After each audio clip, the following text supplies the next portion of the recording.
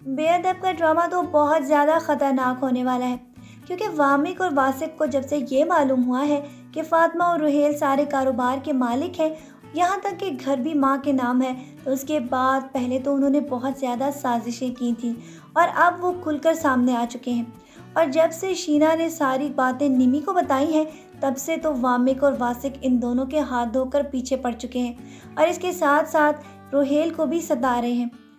اسی لیے تو بات بات پر وہ اس کو یہ بھی طعنے دیتے ہیں کہ تم ہمارے بھائی نہیں ہو، لہٰذا ہمارے افیئرز میں انٹرفیئر کرنے کی ضرورت نہیں۔ نمی تو آئے دن روحیل کے اوپر الزام لگاتی ہے کہ وہ اس کا ہاتھ پکڑ کر اس کے ساتھ جھگڑا کرتا ہے، حتیٰ کہ یہ باتیں تو کبھی بھی اس نے کرنے کی کوشش ہی نہیں کی۔ وہ تو ان دونوں بھائیوں سے تنگ ہے اور بس یہ چاہتا ہے کہ کسی طرح اس کی والدہ اس کو معاف کر دے،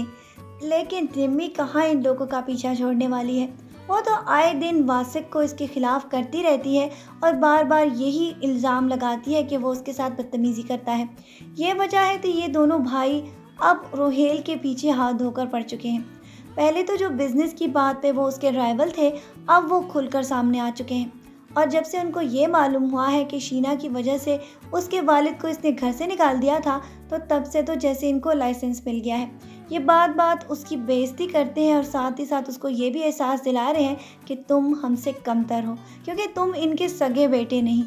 اسی طرح سے یہ ساری باتیں تو روحیل کو بھی بہت زیادہ ستا رہی ہیں، لیکن آگے جا کر یہ بہت زیادہ باتیں حد سے بڑھ جانے والی ہیں، کیونکہ یہ دونوں مل کر فاطمہ کے لیے بہت زیادہ مشکلات کھڑی کرنے والے ہیں۔ اور فاطمہ بیچاری تو جب اپنی ساری شکایتیں اس کو لگائے گی تو روحیل کو بہت زیادہ غصہ آ جائے گا، کیونکہ وہ یہ بات جانتا ہے کہ یہ کسی بھی حد تک گر سکتے ہیں۔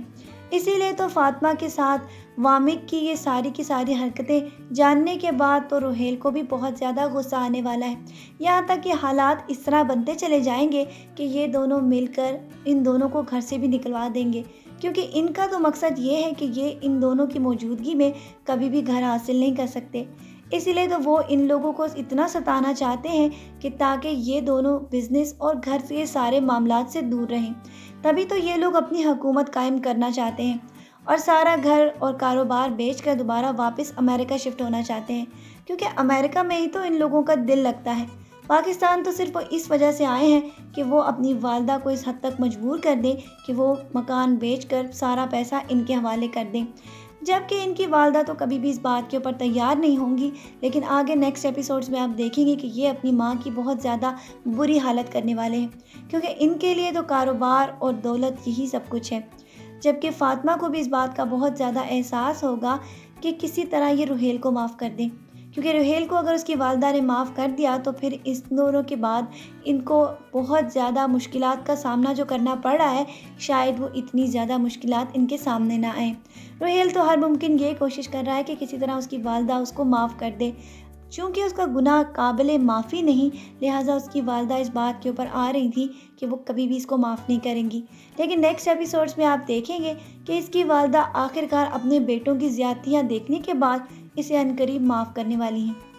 جبکہ دوسری طرف آپ یہ بھی دیکھ چکے ہیں کہ روحیل کو شینا بہت زیادہ بلیک میل کر کے اس سے 50 لاکھ کا چیک لے چکی ہے، اور ساری پیمنٹ لینے کے بعد وہ سیدھا گاڑیوں کے شو روم جا کر گاڑی بھی خرید چکی ہے۔ لیکن جب کار ڈیلر اس کے گھر پر کار دینے آیا تو اس کو یہ صاف معلوم ہو چکا ہے کہ یہ لڑکی کہیں سے پیسے حاصل کر رہی ہے، ورنہ اس کی اوقات تو اس طرح اتنی بڑی گاڑی خریدنے کی ہے ہی نہیں۔ وہ جس محلے میں رہتی ہے اور گھر پہ گیراج بھی نہیں جہاں وہ گاڑی پارک کر سکے، تو اتنا سارا پیسہ اچانک اس کے پاس کہاں سے آ گیا؟ یہ ساری باتیں اپنے دماغ میں بجھا کر اب وہ یہ فیصلہ کر چکا ہے کہ وہ اس لڑکی سے بہت سارے پیسے نکلوا سکتا ہے۔ اسی لیے نیکسٹ ایپیسوڈز میں آپ دیکھیں گے کہ وہ شینا کے ساتھ بہت زیادہ فلرٹ اور بہت زیادہ محبت کا کھیل کھیلنے والا ہے۔